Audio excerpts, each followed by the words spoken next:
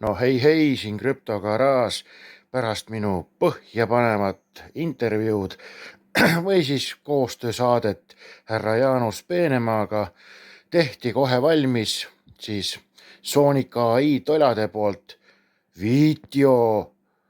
kuidas siis või live, kuidas siis räägiti, kui ilus ja kena on kõik Sonic ja mõned on lihtsalt pahatahtlikud ja näed, siin on siis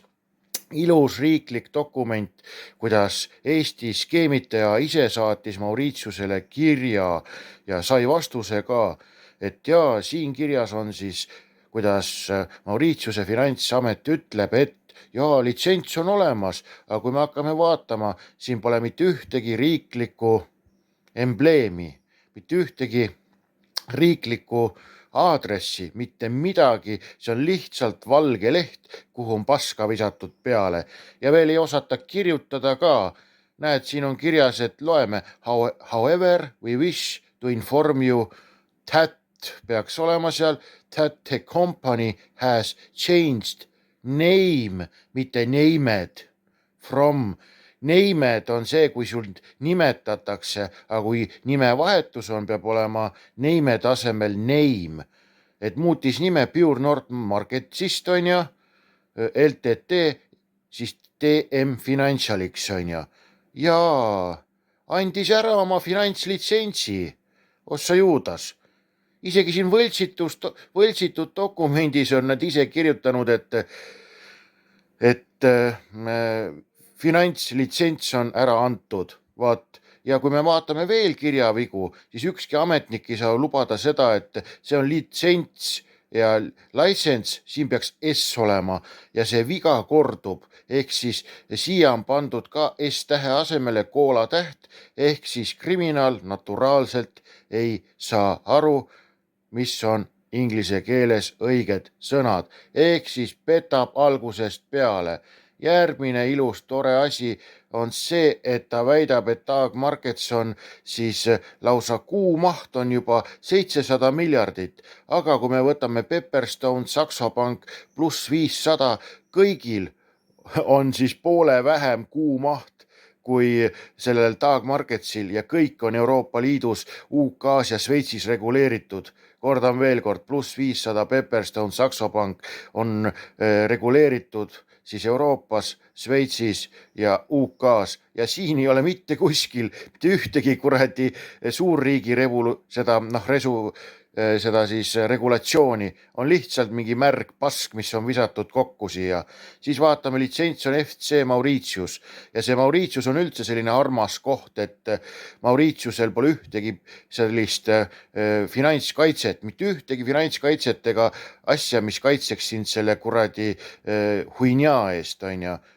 Vot, ja kui me väidab siin seda, et vaadake, kui toredad me oleme, et meil on WikiFX-is on meil lausa ilus kuradi hinnang, aga kui lähme ise WikiFX-i kodukale, saame, et juba eelmise aasta siis detsembris on hoiatus, Dag Markets paljastatud, raha väljavõtmisprobleemid, võltsitud ostumüügi hinna erinevused ja turumanipulatsioon, vau, nii armas ja tore ja nunnu koht on ju, et uurige poisid, aga see pole veel kõik. Dag Markets väidab, et näe, kui me lähme nüüd siia Mauritiuse finantsinspektsiooni lehele, näed, siin on Mauritiuse finantsinspektsiooni logo, oleks võinud vähemalt sellegi kopeerida oma kuradi videosse, aga noh, ei tea, eks seal mõistust palju ei ole, arvab, et sa oled loll, aga krüptogaraaž ei ole loll. Näed, me oleme siin Mauritiuse finantsinspektsiooni lehel, me saame name of license, jah, name of license ei ole ju Dag Markets. Dag Markets on ju see börs, kus su rahad on, aga päris litsentsi hoidja nii-öelda on T.M Financials LTT ehk siis jah, mingi kuradi X litsents on saadud nagu on ju, aga see ei ole Dag Marketsi börsil, see litsents, vaata. See on eraldi firmal T.M Financials ja mis me veel näeme? MC Name on siis peahaldaja sellel firmal, on AA Capital International. See on siis haldusfirma, haldab veel omakorda seda. ja kõik ühendused või kontakttelefoni numbrid ja emailid on selle AA Capital Internationali omad. Kui uurime natuke seda AA Capitali, siis see on kuulus riiulifirmade tootja